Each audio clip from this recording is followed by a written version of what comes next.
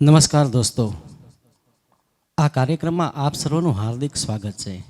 આજે યાદ આવે છે મને નરસિંહ મહેતાની.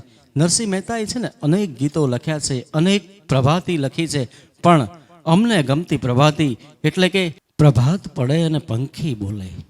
પ્રભાત પડે અને પંખી બોલે પછી મને તમને છે ને યાદ આવે એ જૂનાગઢના નરસિંહ મહેતાની. નરસિંહ મહેતાએ એમના જીવનકાળમાં અનેક ભજનો લખ્યા છે, કૃષ્ણ ભક્તિના પદો લખ્યા છે. અને નરસિંહ મહેતાના કેદારાની તો વાત જ શું કરવી બાપ.